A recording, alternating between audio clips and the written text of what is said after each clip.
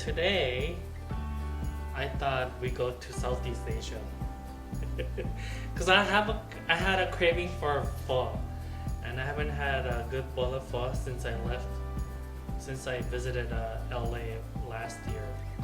And so today we're gonna make our vegan pho. So we're gonna start with our broth. So I have this is enough for maybe about 4 to 6 people.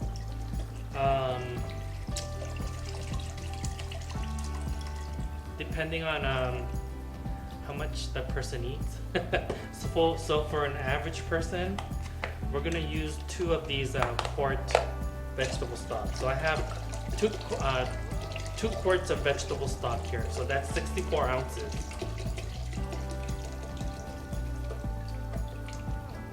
I'm using this low sodium vegetable broth. But any vegetable broth that you have, you can use. Then we're gonna go ahead. I have my burner here, and I took this from my toaster oven, the rack. Because what I'm gonna do is, I have half an onion that's gonna go into the stock that I sliced like this into the rings. And what I'm gonna do is I'm going to the French term is brûler, like creme brulee. Brûler meaning to torch or burn. So I'm gonna this will add a lot of flavor as well as color to the broth. My broth is already dark, but this will add a little, even more richer flavor. So just leave it on there and just kind of like forget about it. I have some onion scraps from before I'm going to put into my broth. Then I also have about a teaspoon of peppercorn, black peppercorn whole. And then I have 2 star anise. And then I have about a ginger, the size of a quarter kind of. And the ginger, I'm just going to take it and take my knife and smash it. Just put it into the broth. Then I have my trusty mushroom powder. I'm gonna put about 2 tablespoons. So my onion is getting nice and burnt. I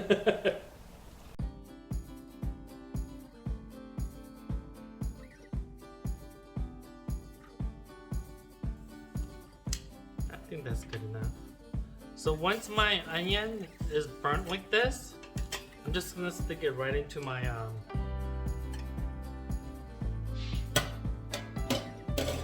vegetable broth.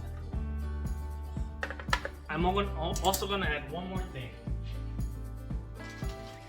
I used to grow lemongrass, and before I kind of forgot about it on a trip, and I let it die. I have these really nice lemongrass.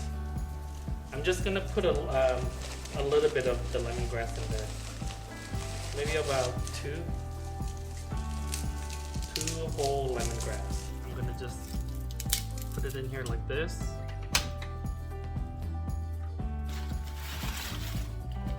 And we're just gonna simmer this. We're gonna bring it up to a boil, and then we're gonna simmer it for about an hour. Since the vegetable broth is already, we're just trying to impart some of the spice flavor. If you go too long, it's gonna be like too strong with the spices. So I'm gonna just bring it to a boil and simmer it for about 1 hour. I also have these rice noodles soaking. This is about 5 ounces of rice noodle. So dried 5 ounce will turn into about 8 to 9 ounces. So if you want to feed about, like, this whole package is 14 ounces. If you soaked it and boiled it, it will probably almost double. So this should be enough for like 4 people. This is a little thicker one than this one. This one's a little thinner. So if you like the thinner one, use the thinner one. I kind of like the thicker noodle, so I'm gonna use the thicker noodle in big amounts. So the choice is up to you. Oh, if you could smell that broth. That smells, oh, so good.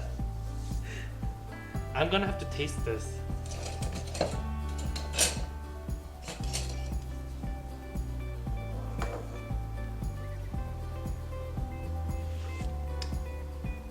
Oh, that's good.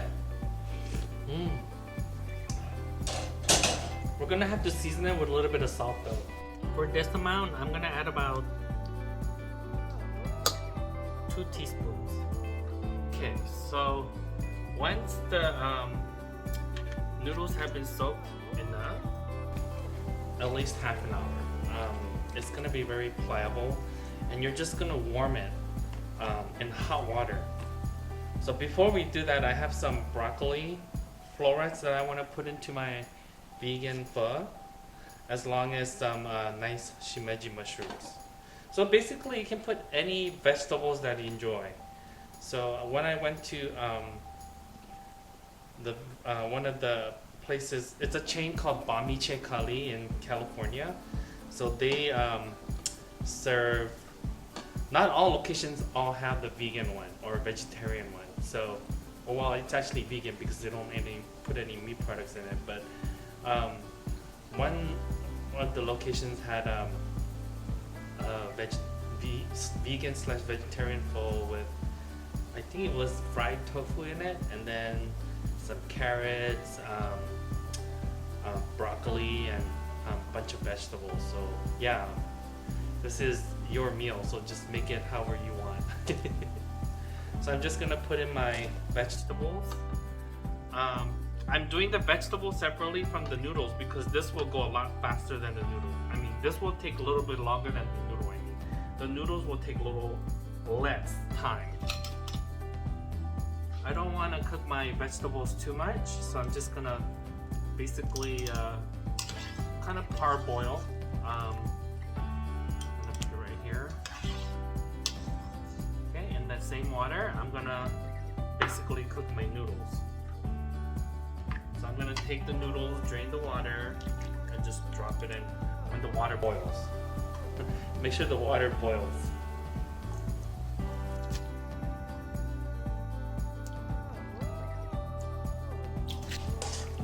And basically when the water comes back up to a boil, it's done. Because we reconstituted the rice noodle, and it doesn't take long for the noodles to get cooked all the way. I can feel it already. I mean, if you're worried, you can taste the piece, but it's pretty much all done. So we're gonna wait for it to boil. So excited. Let me try it.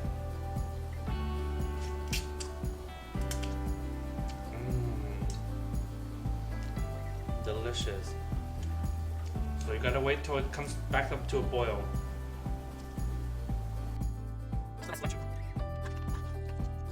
Okay, and this is coming up to a boil, so it's pretty much ready. So the longer you have the noodles sitting in the water, the faster it's gonna cook when you're ready to cook them.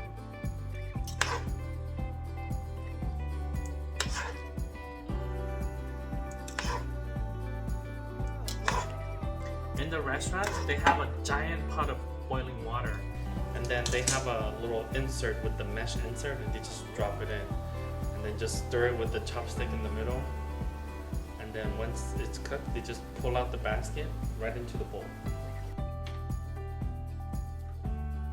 So in this pot, I've already strained my broth, and so I'm gonna place my mushrooms.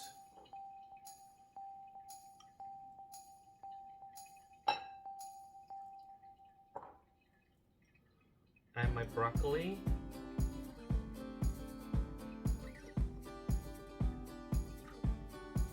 If it's too hot, you can use like a chopstick or tongue, and I'm okay, even though it's hot.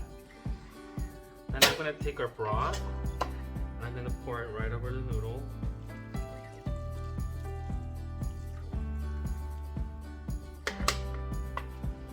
Then we're almost ready to eat.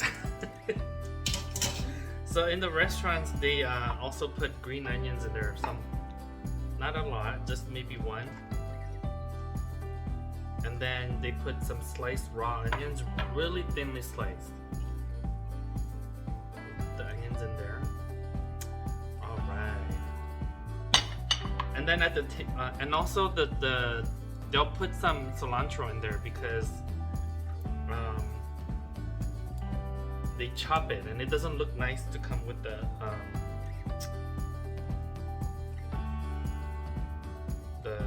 bean sprouts when it comes to the table. So they usually chop huge chunks of cilantro, but I'm not gonna chop it. I'm just gonna throw in the leaves. And then at the table, they always send you the basil along with the bean sprout and a piece of lime. So here we have our pho. I'm so excited. It's a cold day, so this is perfect. So excited. So when we usually eat our pho, I always put this. This is they always have hoisin.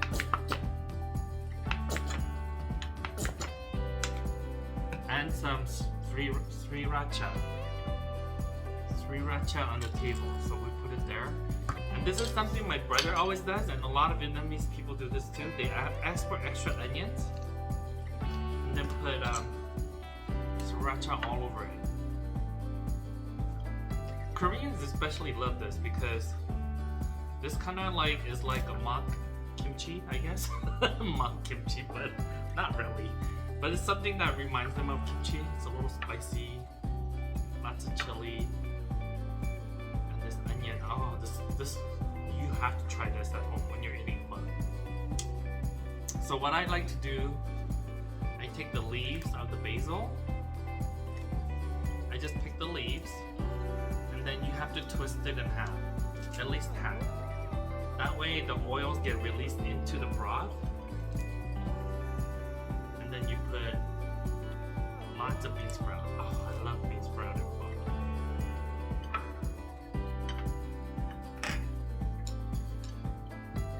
I can eat this all week long. I should have made extra. Actually, you know, it's not that hard. I'm gonna make more. So, and then you just kind of mix it in. Before I dive into the noodles, I want to taste my broth. Oh my god, so good. But it's not gonna taste exactly like the way you get it in the restaurant because to do that, you're gonna have to put some MSG. And I don't have any at home, so I'm not gonna put any MSG, but other than that, the taste is pretty spot on. It's like you taste the subtle star anise and the black peppercorns give it a little bit of a heat. Oh my god. And then that lemongrass kind of like lingers in the back, giving freshness to the soup. And then you just take,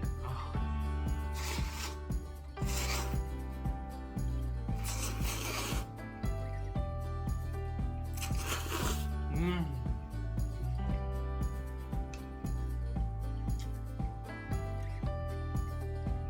gonna take my broccoli.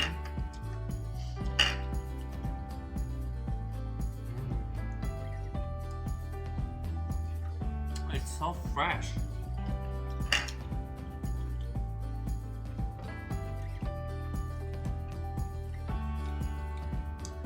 I get some cilantro.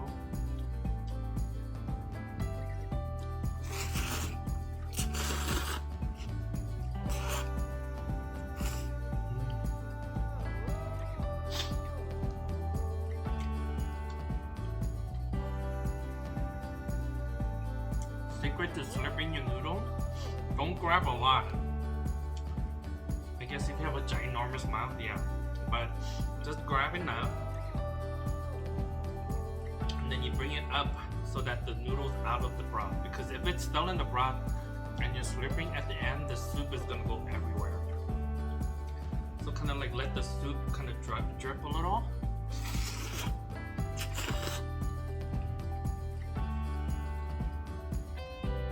Put some spicy onions.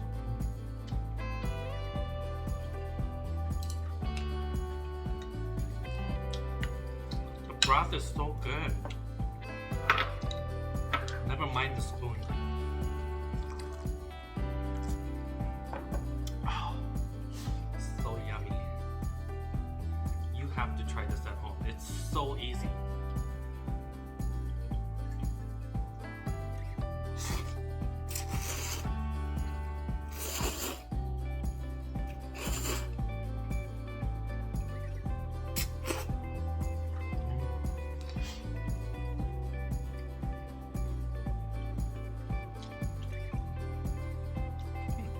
Missed the mushroom. I'm sad. Okay, I'm over it since I have a lot more here.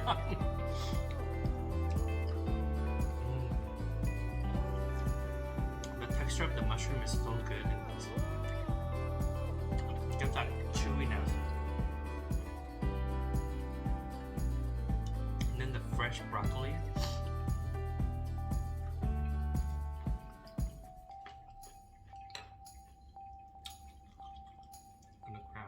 Bunch of things together.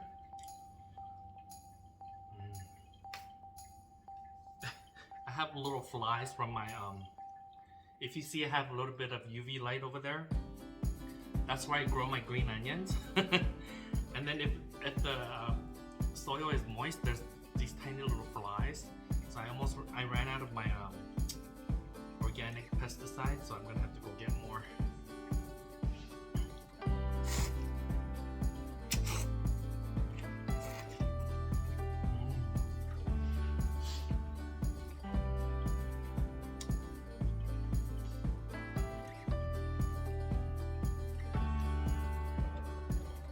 I'm making a mess.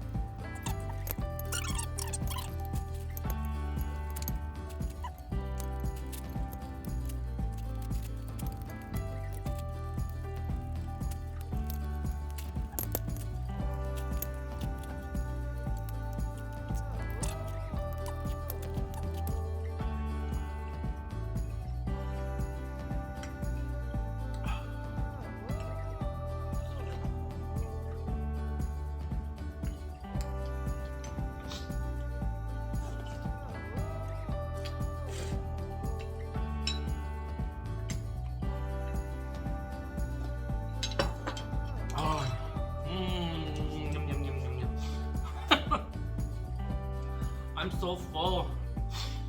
Oh, I ate it all. Oh, I forgot the lime. It's okay. It was great without the lime. If you want a little bit of freshness from the lime, just squeeze it in. The lime does bring another flavor profile. It kind of awakens your palate, and I think it's a little more fresh every time you eat it. But you know what? I obviously didn't need the lime, so if you love lime, go for it. I just kind of forgot because it was underneath the basil, so it was my bad. And I usually love lime in my phone. So sad. Not really, because it was delicious. So I hope you enjoy the video. Make your own at home. It's not that hard, especially when you go out to the restaurant and you don't want to. I mean, like, there's a lot of misinformation about MSG. It's not detriment to your health if you eat it in moderation like anything else. So, but they do say to pregnant women should stay away from MSG. The reason why I try to avoid MSG is every time I have it, I get super thirsty and I need to drink like a gallon of water after I eat something with MSG in it. Like, case in point, when I used to eat meat, we would go to In-N-Out. And In-N-Out, the secret sauce, I guarantee it has MSG in it, because every time I have double with the secret sauce, right afterward I would have to drink so much water. So their secret is MSG. Yeah, so I hope you enjoyed the video. My god, I'm so full. I think the next video we're gonna switch gears a little and I'm gonna show you how to make a vegan tarte tatin. So those of you that don't know what a tarte tatin is, it's basically apple cooked in like buttery caramel sauce, and then on the bottom it's a tart shell made out of puff pastry.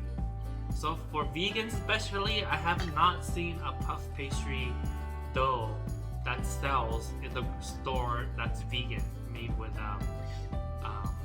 alternative fat from butter.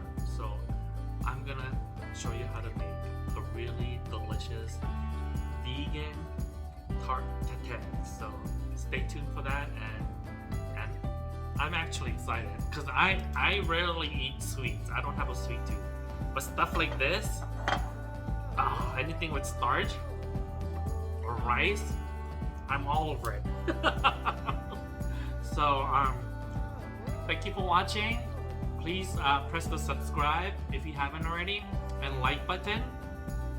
The more likes a video has, the more YouTube will show it to their audience because of the algorithm. So if you want to keep seeing videos from me, make sure you like and subscribe, and then tell all your friends about my channel so they can also watch and press the like and subscribe button. That's how it works, folks. Thank you, and I'll see you next time. Bye.